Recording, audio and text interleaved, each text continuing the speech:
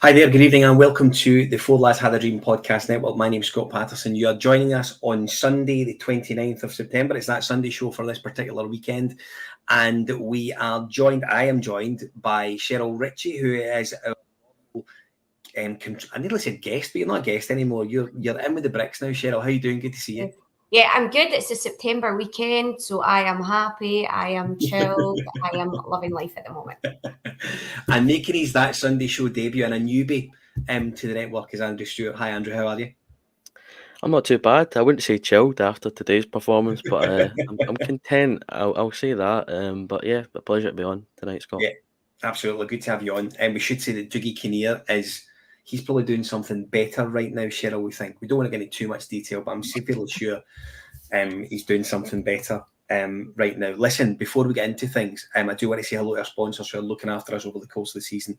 Black Rooster, Rhino Express, CSD Air Conditioning, Art of Gold, Clydeview Joinery, Athol Industrial Solutions are all in and around us this season and helping us to do all of this good stuff. So we are very, very much grateful to them for their support. Don't forget to like and comment and subscribe right across the YouTube channel. We are currently on 4,231 subscribers to YouTube, 4231, and Clement's very, very favourite formation. Sheryl, before we get into the match today, and there's bits and pieces that I do want to cover.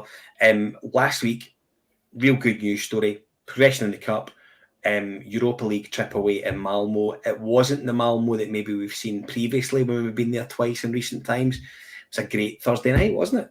It was. Do you know what? What a perfect start, because I think all of us beforehand would have taken your hand off for a draw. Yeah. I know I certainly thinking about the game, I would have as well. And I think we picked up on it before, Scott. You really do not know what you're going to get with this team from week to week or from game to game. So it really was. It was a perfect start. And if I'm right, it's Clement's second time in making history against European teams after beating Betis in Spain. This was the first time, which I didn't know, that we had beaten a Swedish team as well. So absolutely delighted with that. But do you know, just across the pitch, across the park, across the team, a team that I think I put on X, the epitome of a team performance. We started really strongly. You could see the shape was there, attacking intent from the first whistle as well. And obviously the perfect start. I don't know if it's a sign, 56 seconds, getting the goal that early on as well, but then not taking the foot off the gas after that goal and really pressing. I think the second half, we expected Malmo to come out, and they certainly did as well, but it didn't shake us. It didn't rattle us. We stuck to the game plan, and I thought we were excellent. One thing that I had picked up on as well was Casemiro didn't look out of place at all. Yeah. You know, I think he was a wee bit of a surprise start at that left back position, but I don't think he looked out of place at all. I think Diomande and Barron in midfield were excellent. And it was ideal. I think especially I want to pick up as well on McCausland coming off the bench, that aggression that he showed, particularly with his goal as well. It was just excellent. A really, really strong start. I don't know what you guys think of it. I know across the years, Europe seems to be a bit of a free hit for us. It seems to be that we can be kind of hit and miss domestically, but these games, I don't know if we play them with less pressure. I don't know if we can play a wee bit more freely. That might be something to do with it as well. But no, it was really, really impressive. Do you know that way? I think for me, on the run up to the game and the build up and looking at bits and pieces on social media, I think everyone was largely expecting to go over there and almost not get anything. I think there were people that were almost resigned to us going there and not coming back with 3 points. Which ties in with your theory, Sheryl, about it being a free hit. I never agreed with it. I actually thought we had a really good chance to go over there and get a result, because the previous times that we've played Malmo, things have just been entirely different. The football club's been entirely different. Our football club's been entirely different. Malmo were in a different place back then as well. So I just felt we had a really good chance, and there's no doubt that Clement can line us up to go into Europe and just look a bit more, not necessarily threatening. He can certainly manage that European tricky tie away. Now, listen, I'm very aware that we've got some really difficult ties to come up in this sort of run of 8 games to come, Old Trafford, etc. It may not be a great Although I did watch Manchester United this afternoon, and they will be not looking forward to us going down as well. But I do think that Clement he clearly has a recipe to manage those away games. Andrew, one thing that it probably takes us in quite nicely to, I do wonder if, considering how well we played on Thursday, it almost lulled us into a bit of false sense of security for this afternoon's tie Ibrox. Yeah, I think it can be a number of reasons. Maybe that we didn't see the same level of, I don't know, intent or sharpness. I mean, I think back to Gerrard days when we'd maybe make a couple changes, maybe a couple too many after a European night, and maybe just having that wee kind of disjointed early start, or just one of these things that after a high like Malmo, we then get kind of brought back to the reality of this is our bread and butter, Hibs in Scotland and the league, and the different type of pressure. Obviously, Sheryl said the free hit. I mean, it was game one, actually one of the Europa League, so lots of games to play, and the expectation isn't go all the way and win the thing, whereas that's different in the Scottish Premiership. Every game's a must win, and if it isn't, then all hell breaks loose. So I think maybe just that kind of change of scenery almost. Maybe just kind of plays on the players' minds a wee bit, especially with a lot of rotation, as I'm sure we'll get into. Yeah, no, absolutely. I think you cannot sometimes get lost in managing that whole European into domestic and going from that high to maybe, I don't want to say bringing yourself down a level. That probably sounds really disrespectful, but there are levels there that I think are really hard to reflect when you speak about them, and the players must find that as well. I mean, I believe that they didn't get back into Glasgow until early hours of Friday morning, and the prep for today indeed probably wasn't too clever at all, and certainly not something that they would have appreciated the 12 o'clock kick-off today, of course, granted for television. Listen, before I get into team lineups today, Sheryl, everyone's really glad that you've managed to sit up tonight, which I think is fantastic. But you know why that is? It's because obviously it's a September weekend, so I've got my housemates allowed up slightly later than usual, so he's next door. So I've been chucked out the living room into the kitchen, otherwise I would be on the floor as per usual. So thank you though, I'm glad. For the couch. It's good to see everyone's concerned for you. My goodness me.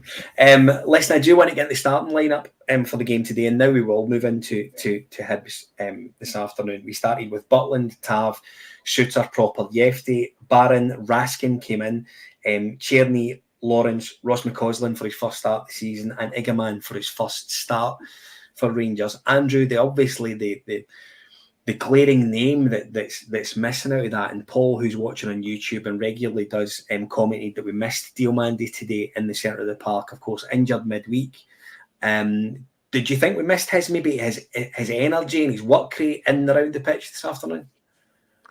I think it's a different type of animal for the opposition to deal with. I think that energy, and I don't mean it's disrespect to Raskin, because Raskin carries a lot of energy as well. But Diomande is on it and at full tilt, first minute to last minute. He's always at the peak of effort and enthusiasm. Raskin can pick and choose when he goes full tilt. I don't think Diomande can do that. I think that's just the type of player he is. He is just that, get me on the ball, get me to the ball, get me near the ball. If they've got the ball, I'm going to win it back. So I can maybe say, I mean, I wasn't too upset seeing Raskin. I'm a big Nico Raskin fan. I want to see more of him. But yeah, I can see from in retrospect, maybe Dio was maybe the missing piece in our midfield today. One of the things we are going to speak about tonight, Sheryl, is relationships in the squad, how we see them developing, how they are existing and developing. In the same breath, I think it's right to maybe look at some relationships that just didn't fit or didn't look right today. I think Connor Barron and Raskin fell into that sort of category, almost looking like they were, I loathe to say morphing into each other, but I think we've seen a lot of each. We have seen a lot of each of them, and they're pretty similar as things stand just now. Yeah, I think because Barron and Diomande have that partnership where they complement each other, but they do different roles. Yeah. However, I think Barron today and Raskin look quite similar a lot of times. I know Raskin, it wasn't great, but I think there was a big dip when he went off. I think that Dowell didn't do anywhere near as well as Raskin did before he went off. I think there was a couple of times where Raskin almost did that thing that Barron normally does. He broke up a couple of promising Hibs attacks today when Tav was further up the pitch. It doesn't work as well, but then I don't know how fair we are expecting Barron and Raskin just to gel when Barron and Diomande have played together since the beginning of the season and have made that really, really strong partnership. I know tactically why you wanted Dowell to come on, somebody that was a wee bit more offensive, but I just think as poor as Raskin was, you did notice that drop off in the second half with Dowell in there. Yeah, no, absolutely. And listen, Dougie Kinnear is watching tonight. So absolute proof that guys can do two things at once. And he says, we missed, easy now, we missed Diomande's ability to carry the ball. And I think that's absolutely fair, by the way. I think, as I say, one of the things I think Diomande has is that ability. And Andrew, you alluded to yourself, that ability to go from first minute to last and have that sort of passion and that sort of energy. Dougie's then piped in again the things that the subs may have been pre-planned at half-time. They may have been. Sheryl, one of the things that you rightly sort of brought up was that when Raskin did go on at half-time, and you're obviously not replacing as good a player by bringing in Kieran Dowell, in my opinion, but you definitely lost a smidgen of energy, didn't you? Maybe just a bit of tenacity in there that Raskin did have. Yeah. It's difficult because you don't want to criticise anyone too much, but I don't see what Dowell brings. I know the idea behind bringing him on, but I can't even think of times previously where he's played particularly well that, he would have been the ideal player to bring on. I'm not a fan, and I don't want to be overcritical of anyone, but I would have had Sterling on in front of him, somebody else. It didn't work.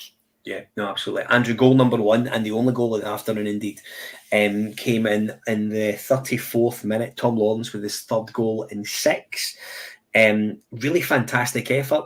There was a similar goal at Tynecastle at the weekend. Ross County's boy, I think it was Ronan Haley, scored an absolute cracker on Saturday afternoon at Tynecastle. Lawrence's goal was quite similar to that, dipping far round right inside the net, and with that huge sort of standard delay for VAR to make up their mind what they wanted to do, if they could find something to delay the goal or disallow the goal in any way, shape or form. But largely a really good goal, but from Tom Lawrence's perspective, he is one of, I would maybe argue, 3 or 4 players that are just keeping the wheels turning just now and are putting in really decent performances every week. Yeah, Tom Lawrence, I'm not going to lie to you, across different shows since the start of the season. Early in the season, I think mostly after the Tynecastle and so on, I wanted to see more from him. I think it's weird because we still go for that 6-game stretch when he first came in and thought, boy, this guy's great. He can get into the box, he can be killer outside the box, and then he get injured for so long. But we're still kind of trying to recover that great purple patch he had when he just started. He's certainly stepped up to the plate and hit a home run the last couple of weeks. The finish was sublime. I do feel bad in retrospect. I was one of the people saying I didn't want him playing in that role against Celtic, because I thought the role he would have to play matching Callum McGregor and trying to do it, have extracurricular activities to just go and take the ball and try and score, which I think Tom likes to do. It was enough to sit him out of that game, and I think even I'm not inside Tom Lawrence's head. I don't want to start beginning to what that may be like for the guy, but I think that's kind of relit that fire under him. As if to say, I can't do much worse or do anything better than I'm doing, and I'm getting dropped. So I think he has that relit fire to come out and keep being a threat and producing goals, assists, and long may it continue, because I mean, he certainly has reminded me of why we gave him so much praise when he first came in the door. Sheryl, 6 goals as well, Scott. 6 goals, 6 points of his goals alone. If you think back to Danadice and you think 100%. Back today, and I know we've spoken about him before, Scott. I'm sure we even did it last week. We know in the main that he can't play 90 minutes, but And I know probably when we've got those options back on the left side, Bajrami will go back into the 10 position and play there. But I quite like it if the midfield are doing all right, Bajrami linking up with Lawrence as well and giving him a wee bit of a hand to kind of almost compensate for his lack of physicality. Because as we've said before, he's got a great shot and he can be quite intelligent. Yeah. It's just the kind of physical side of his game that he really, really lacks. But I think with Bajrami playing out on the left just now, if he can cut inside, if Shefty's moving down a wee bit, and the midfield give us that option that they can link up and maybe get more goals out of Lawrence. Do you know a couple of things on Tom Lawrence for me? I think Tom Lawrence is quite unlucky because he's one of these footballers that very early on in almost every single game, he looks goosed. So if you see Tom Lawrence after 10, 15 minutes, he looks shattered. Yeah, he'll still be playing an hour or so into the match. I think it's just the way that he is. I think it's just the way he's built, the way he puts himself across. But I have to say, you're absolutely right, Sheryl. If he wasn't popping up with these goals, Philippe Clement, I think his jacket would be falling off that sugarly nail, to be perfectly honest with you. His goal today was excellent. Really, really good. And I think a couple of guys are saying in the comments about the competition that he has for places in that 10 is absolutely massive. We know that Bajrami's came in, and traditionally he is sort of the person that plays in that pocket. We've not seen that yet, and I think it's a big deal that with Bajrami still being around and available, he's still not getting the opportunity to play in that role. I think it says quite a lot about how Tom Lawrence is doing, sort of the standard Monday to Friday. The other thing I think he has in his locker is that he is more than capable of dropping in and giving the midfield a free. And I don't think you really have that. You certainly never had that with previous guys. Todd Cantwell would never drop in and give you a comfortable, rigid 3 in the middle of the park. I don't think he got it with any quality with Yanis Hadji as well. Tom Lawrence is doing that just now. And listen, I know we can go back to maybe the black mark of the Old Firm game, but he wasn't the only one that got a black mark that afternoon, let's be brutally honest. Half time in the game, probably the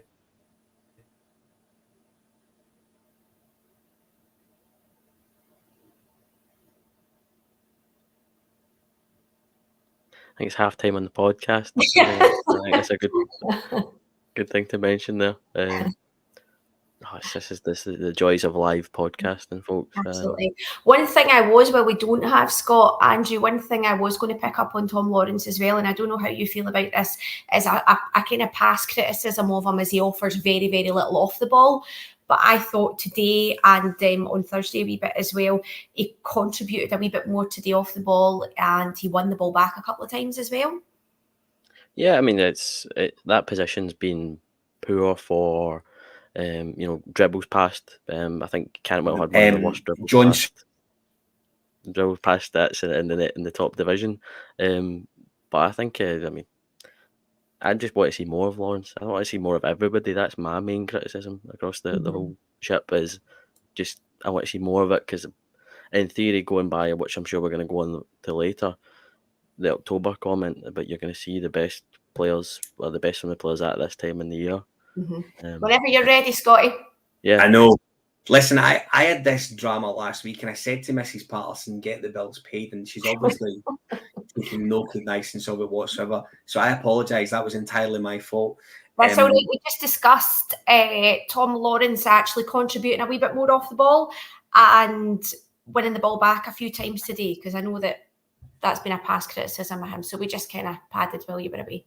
Absolutely brilliant. So did you hear me get as far as Jack Butland? No? My goodness. So Jack Butland had a huge moment on the stroke of half time. And before I want to get into the penalty save itself and what it meant, particularly in the context of the afternoon, and maybe for what it meant for Jack Butland's season, because I want to come back to something I think is quite important. Andrew, did you reckon it was a pen? You could have this debate across multiple podcasts every day for God knows how many hours. Go for it, let's do it. For me, I thought in first viewing on my phone on the way home, I thought it was incredibly harsh. I thought how close he is to the ball. He's going down towards the ground. I listened to Clement's comments at the time of he's lifting his leg up to make his body wider, but then bringing in his arm to make it smaller in that sense. Referees, this is where the interpretation of rules comes to. I mean, it's people will call that human error. People then, I'd say it's how that individual referees interpret the wordings of rules, especially if they've come out and had this big meeting at the start of the season, as Clement alluded to, with managers and the refereeing panels, as to what are easy penalties, is what Clement was quoted as saying in Sky. I don't know. I don't know if it's maybe because I've seen so many of them last season, those ones where it's hit his arm, so it's just a penalty straight away, or because we're clamping down on this kind of ruling now that I'm expecting something different. I'm going to chop it up to these things happen in a season, and hopefully a couple of games down the line it'll repay itself to us in our favour. But I'm not going to start pitchforks and torches out towards Nick Walsh or Kevin Clancy and VAR. That's not my job. Sheryl, what did you? So I'll be perfectly honest with you. I thought it was really, really soft. I thought it was a really, really soft penalty to get. But as soon as I saw it, I thought there was no danger that it wasn't going to be given as a penalty. Mm-hmm. So I'm not suggesting that I thought it was. But as soon as I saw it, you guys kind of thought, well, they're evidently going to give this. Sheryl, what did you think? I did all the things I couldn't tell from where I was. So I did all the things they said in all the group chats saying, was it a penalty? And people that were watching at home said absolutely. The only thing I would say, Scott, is it's so woolly with the interpretation of the rules as well. But I think if we hadn't got that, I would have been absolutely furious. Yeah, and I think that's absolutely true, actually. I want to go on to what Clement said before we speak about the pen itself, of which, of course, Jack Butland saved from Mikola Kugarovic. Speaking to the Club TV channel, Clement said Jack's save was a massive moment. I think he was happy. He's been less involved in the last few weeks. It's a good feeling to be important in these moments. For me, it wasn't clear why it was a penalty. We discussed these things before with other managers and the referee departments, which we now know about. The clean sheet is massive. He then speaks about the new defenders that have found themselves in front of Jack Butland and how he has had to sort of develop a trust and understanding with these guys. But when he did come up with the save, it was a massive one. That's a top goalkeeper who keeps his concentration in the big moments. Now, not so long ago, Sheryl, I'll come at you on this. Not so long ago, we probably gave Jack Butland a bit of a doing after the trip to Celtic Park. I wonder, whereas we know that in the grand scheme of things, it was a huge save in the match. Comes right at half time. It's a really, really good save. He makes a couple of saves actually later on. I just wonder if you think that for Jack Butland, it's a big save mentally, because there were some, and I've wrote down sharpening knives. So it gives you an inclination of where I'm thinking on it. If you think that he was maybe getting a bit of an unfair time of it as things stand.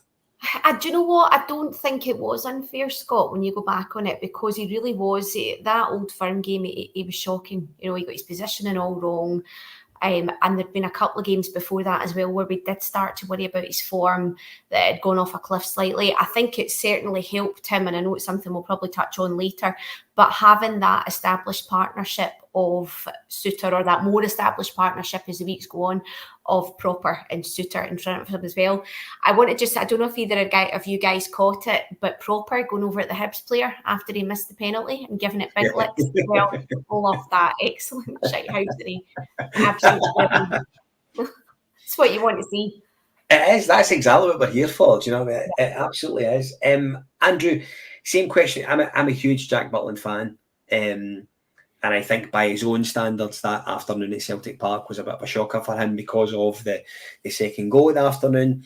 I do just wonder how you saw his reaction when he's sitting there and he's evidently quite pleased with himself because he saved the penalty, as he should be. That's and I don't want to go all Roy Keane and say that's his job, but I think today it was a really important moment for him.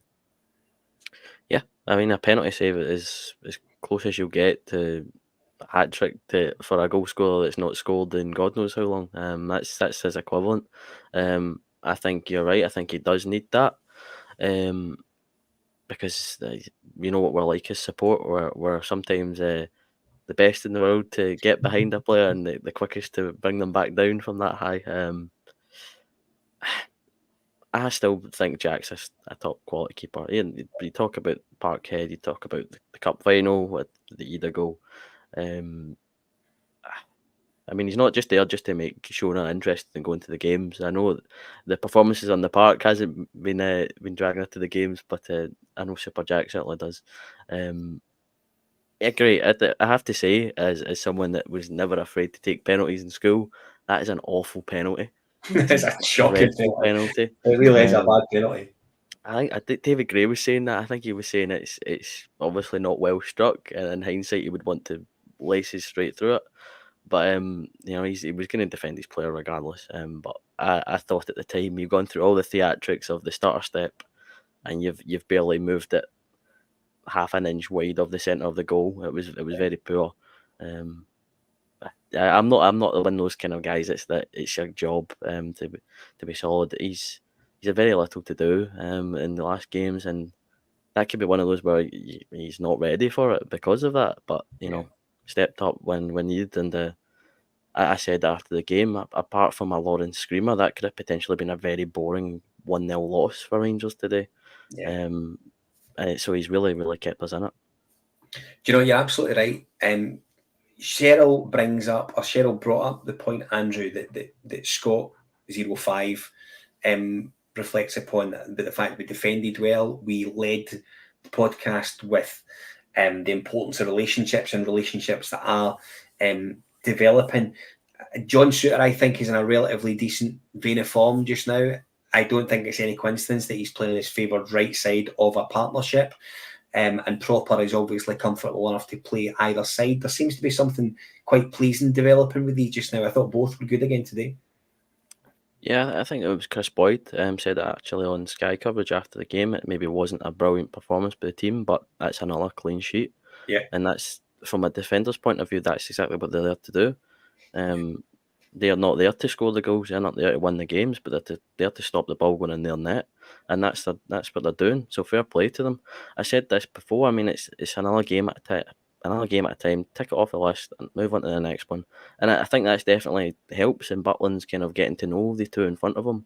That can't just happen on the training pitch. That has to come with game time, match pace scenarios that Jack's needs to learn what Suter's going to do or what Proper's going to do and how they're going to react to these scenarios and what that means for him, what he has to do to cover them as the last line of defence. I'm just happy with that as a whole because that was one of the big criticisms was for me when Clement came in, it was we weren't scoring and he sorted that.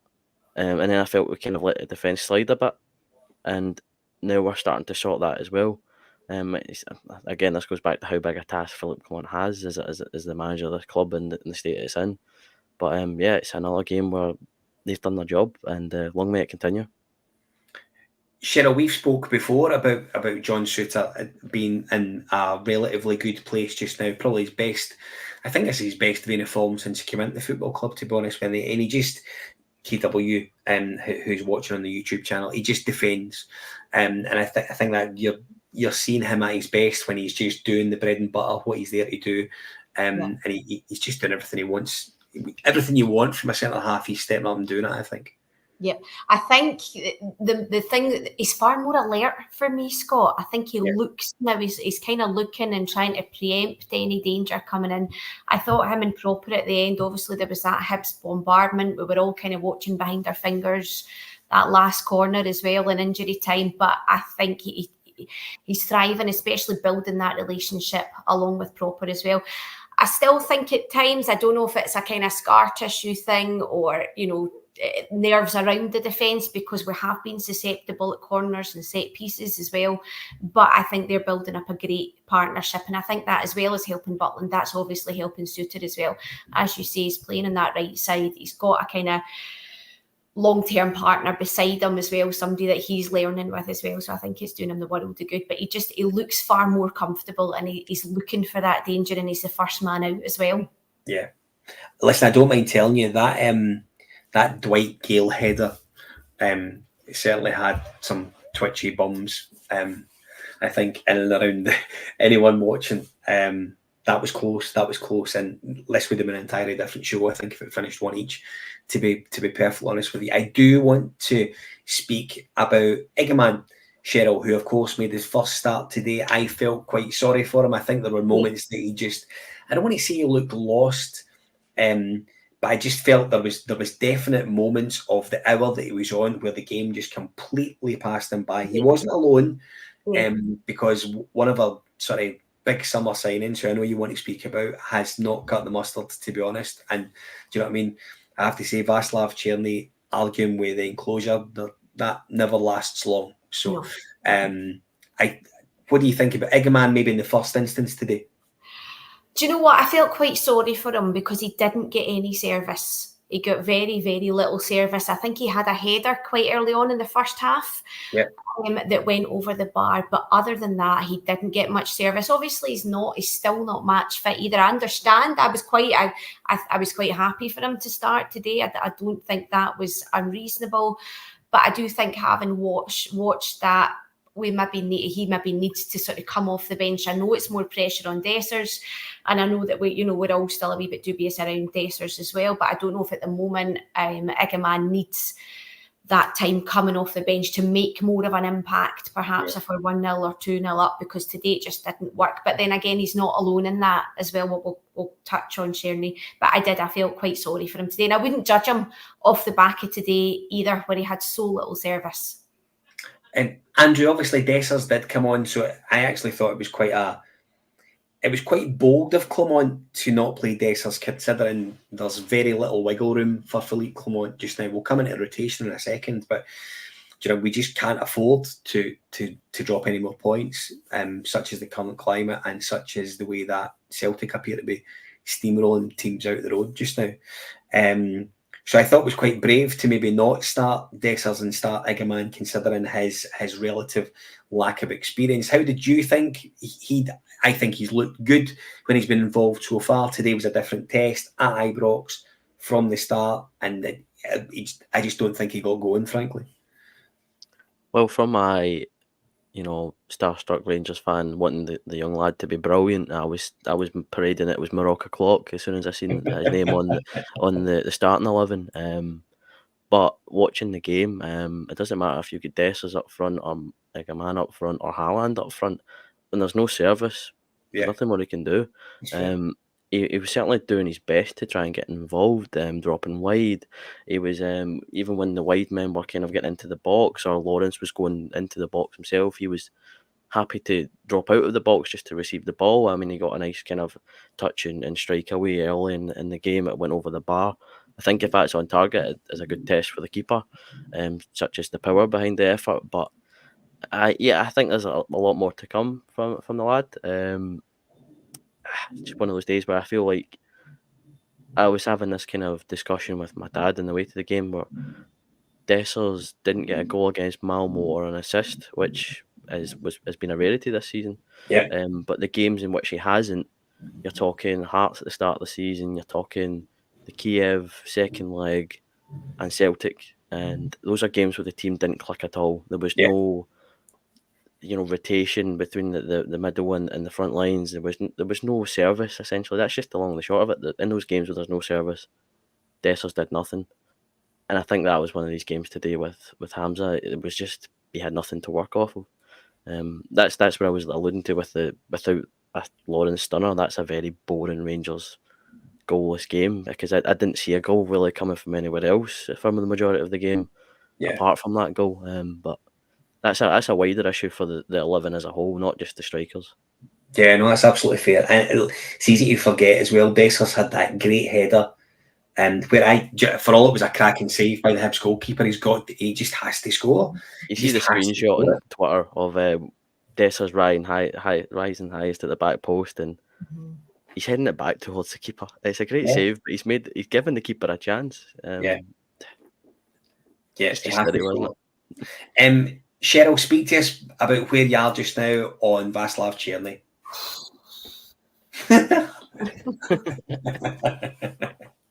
We spoke about him early doors, Scott, I remember, and the sort of promise of that partnership down the right-hand side and how exciting it was, but he seems to have dropped off a cliff slightly. I know, aside, we can come back to that later from the stuff with the fans. I just think he looks incredibly lightweight. He looks really, really lightweight. He kind of, we did something. He took the ball round a couple of players today, and he's got it in his locker. But I don't know. He just seems to be incredibly lightweight. He had his miss as well. That miss against Malmo. That you watch that 1,000 times and you would be thinking, come on, how on earth can he miss that? He is capable. He does give us the option with the crosses and the shots.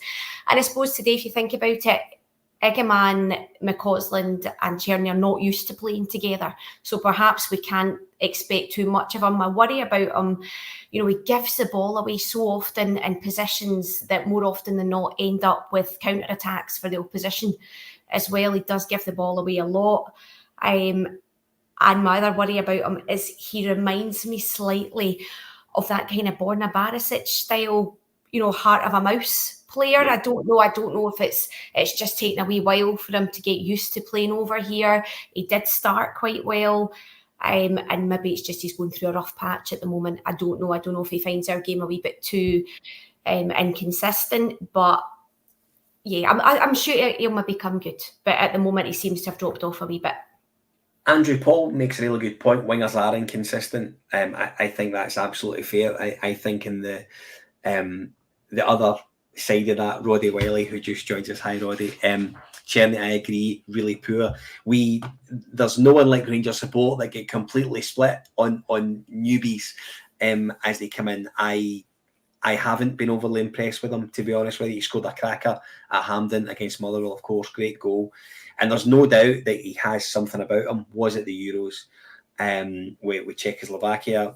There's something not clicking with him, I think, just now. Is it fair? Are we expecting too much to support? Do we think that's right? I think today was, just a bad day for him, a bad day at the office, and in the position he plays, there is no hiding. I think I said to you before we came on the air, it felt like a Ryan Kent performance when you knew from 5 minutes, 10 minutes in the game, Kent wasn't going to be the sharpest, he wasn't going to be at the top of his game, and you just went, well, it's just going to have to be like that. That's where you're relying on everybody else, and to an extent that's okay, but it can't be a passenger situation. I think for me, I don't know if I'm just losing a wee bit, but I didn't think Tav was that far up the park today, giving him as many options. I thought Tav's crosses were more from deep. I don't know if it's maybe he was being relied upon to maybe create a wee bit more and that's maybe from the gaffer's instructions to Tav to maybe set a wee touch deeper, maybe the same to Jeff there. I mean, that could just be the way we were setting up to deal with the opposition in front of us. But I maybe think that didn't help him. I'm chopping up to just a bad day at the office. I'm not writing him off. That being said, I don't think there's a buy option or an obligation to buy, which is certainly a good thing. So it's not the end of the world. I say this in the nicest way possible. I'm not writing him off at all. You can have a bad game. As I said, it's one of those positions where there is nowhere to hide. If you're having a bad game, everybody knows you're having a bad game. But yeah, I think I'd like to know what if I was a fly in the wall or on Clement's shoulder, hearing what he was saying to him as he brought him off. I think that would be rather interesting. I know Clement is one to have those conversations with players coming off, whether that's because they've been brilliant and they're getting rested or they've had a poor game, and he's hooked them off for a reason. But I think it's the manager would have to put an arm around him today. I don't think he had a great game at all. Do you know, it's a really good point because Clement is really clever at maybe settling players as they're coming off, particularly if they're scunnered at being brought off the pitch for whatever reason. So I would have liked to know what that conversation was. Alistair, who's watching on YouTube, makes a really good point. He looks like he doesn't want to play on the right side with his left foot. And I remember when we brought him in that a left footer playing on the right wing was just never sort of really hit home with me. I always felt it was a little bit strange. A couple of topics that we'll fire through very quickly before we wrap it up for this week. Sheryl, squad rotation, big games to come. None more so than Thursday. Lyon come to town. I remember the last time they were there and they gave us a bit of a going over. And then the following Sunday, we of course have got St Johnstone, 8 o'clock at Ibrox. So there's big games to come. Rotation's going to be really important for Philippe Clement over the next sort of 3, 4, 5 weeks, and certainly leading up to the end of the year. Yeah, absolutely. And do you know what? See if we have to go through this on a Sunday, 1-0 wins, kind of scrappy 1-0 wins and really good performances in Europe, then I'll take that. Yeah. I'll be quite happy with that, because there's no other way. I suppose we have to get used to these squad rotations. We've got so many games coming up. And I think it's just a case of keeping our fingers crossed for no injuries as well, because we're in deep trouble. We have a couple of injuries, and we really are. That there isn't a lot of joy in terms of replacements as well. So I think we have to start with Essers. I don't know if you guys agree. I would say we have to start with Essers on Thursday, absolutely. Yeah. And maybe bring an Egamman on, depending on how the game's going. But I think we just have to get used to this pattern of Thursday, Sunday, and the rotated squad on the Sunday, and kind of maybe scraping through as best we can. Andrew Dookster makes a really good point. I've seen hundreds of wins like today under Sir Walter, grind it out without playing well. 3 points is all that matters. One of the things that we said before we started and went live tonight, should we be a wee bit concerned that it's really early on in the season that we're talking about trying to grind out results? That's a very interesting question. I mean, I don't think I gave you a straight answer on that before we started. They are nice to an extent, and they do keep us in the race, because the metric that really matters in a title race is the points tally. Correct. And you don't get extra points for winning by 5 or extra points for making it look good. That's what goal difference is for, but points should be the main thing. For now, I'll accept it. I think there is I still thought that we weren't ready for the start of the season. I thought it came too fast for us. I think definitely Tynecastle was a scare for the team. So at this point in time, when I'm saying we need to tick games off as they're going, I'll take those, ground them out, take the 3 points, and move on. I think, as we've said a few times tonight, the whole comments of you're going to see the best of the team in next month. I think that's when we have to start taking off that kind of safety net of, well, it doesn't matter, we didn't play great, but we got 3 points. We need to start, making it look good, getting more goals, because as you said earlier, the Celtic are steamrolling whoever they're playing. Yeah, it's cricket scores, and if we are to keep winning games and we do claw the points back, and it becomes a proper title race, that's when the goal difference will really, really be important for us. Yeah. No, absolutely right. I completely agree. And there's some very interesting comments coming in about how goal difference we know can affect where a season goes at the end of the season. We know that fans sort of thrive on seeing lots of goals, but we also know that points equals prizes. And if we, if we win every game 1-0 between now and the end of the season, you win the league. I know that's pithy and very idealistic, and it never works like that. But you get the same amount of points for winning 5-0 as you do 1-0. Andrew, one of the things that I think Clement has had sort of battered over his head a little bit, when a lot of people were questioning him maybe at the beginning of the season, asking about players coming in, players going out, this whole 1 in, 1 out strategy that we did see for a period of time. He said that come October, November, you would see a settled squad, a squad that were in the rhythm, a squad that were able to provide maybe a bit of intensity and attractive football. I wonder, moving into October next week, are we seeing that just now? Are you happy with what you've seen so far? Are you content with the direction that this group of players are heading? If you asked me that question after Thursday night, I would have said, yeah, I think that's a massive step in the right direction, that performance. Yeah. But I think at the same time, the manager was quick to then say not every performance is going to be like that, which kind of did taper my expectations for today a little. I was still hoping that we'd scud 12 by Hibs, because it's just Hibs and I don't like them. But it'll be a bit of realism. They were going to come here and camp out and try and frustrate us, because they haven't been brilliant since the start of the season, and they'll take whatever they can get. But that can't, as I said, it can't keep being, the theatrical 1-0s, the goal line stands at the end to save the 3 point, not to drop the 2. I think if we can try and claw those Malmo performances out and make them more of a regular occurrence, then spot on. I'd be happy with that. But as I said, it's just games at a time. We need to take the next game as it comes and see what it brings. I mean, it's all about the opposition we're facing. I think Lyon is going to be a very difficult game. I think I said the Friday night show, I'm happy with the players he has on hand, because I feel like he can set up teams to deal with any scenarios. If it is going to be a game where we're camping out, or if it's going to be a game where we're going all out attack, I think he has the players at his disposal to have a real good crack at whatever game may bring up. So I think it is still. I'm still sitting on game to game basis for how I'm feeling. So I actually think a lot of the support are a bit like that just now. We're happy until we're not happy. Sheryl, I don't know if that's fair. I mean, as I say, we move into October next week. We all know what we maybe expect to see in October, what we want to see in October, and it is that sort of fluid, fancy, sexy football, and everyone just sort of merging in together to give us hopefully a successful 6 months to follow. I don't think we're there yet just now. We see shoots of recovery, but I think there's a bit to go. Absolutely. But I don't think, I know he said that, I don't think that's possible. I think we still need at least another 1 or 2 transfer windows. I think he's done a decent job. We knew that there was a clear out required. I know something we'd spoken about before we came on was that tomorrow it is a year since that Aberdeen game that lost Beale his job.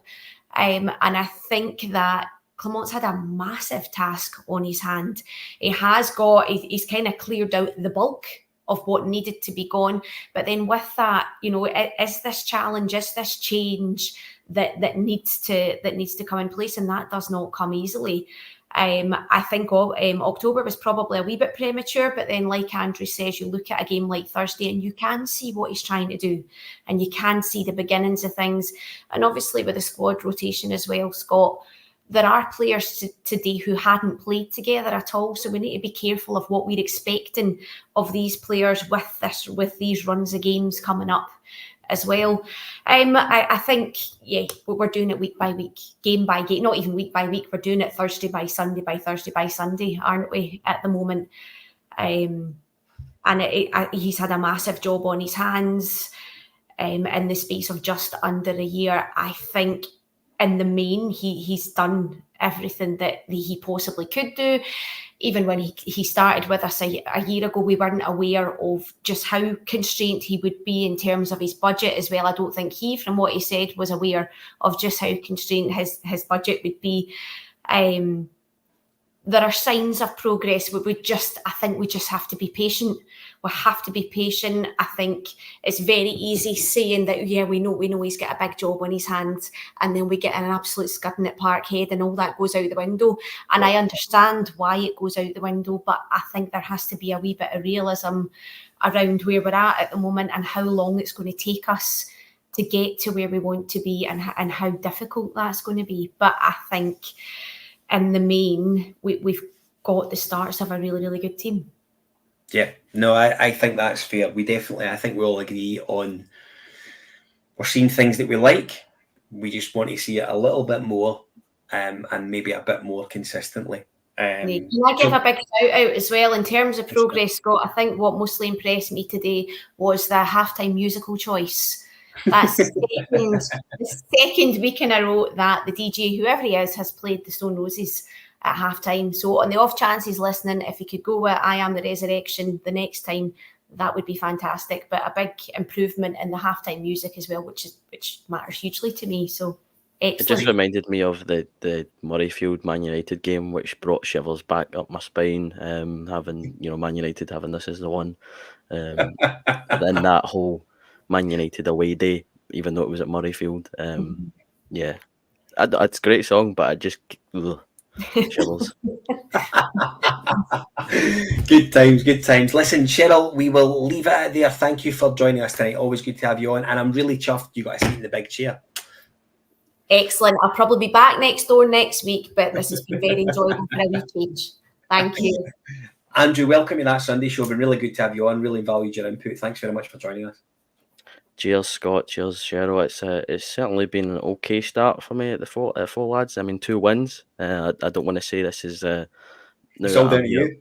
we're gonna start winning every single game if I'm on every show. But if that were to be the case, then you know where to find me. You know where to send the roses and the applause. But yeah, it's been a real good show tonight.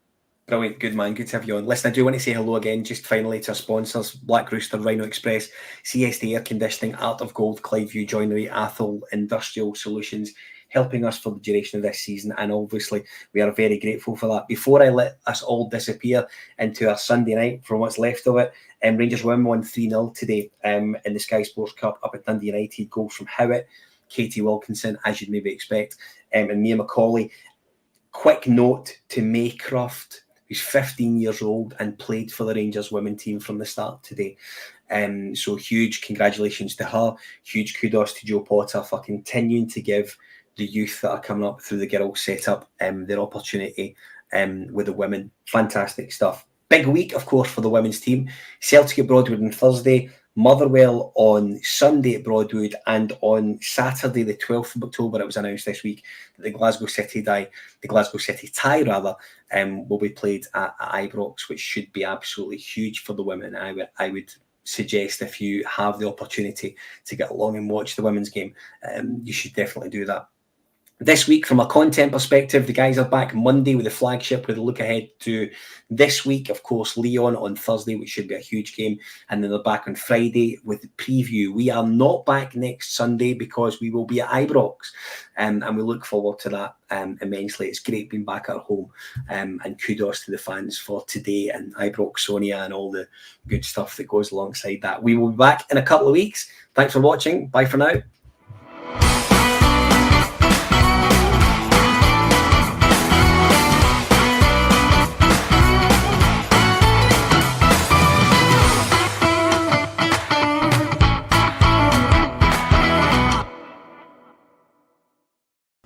Four Lads podcast is sponsored by Rhino Express, Cliveview Joinery, Athol Industrial Solutions Limited, and CSD Air Conditioning, along with Art of Gold.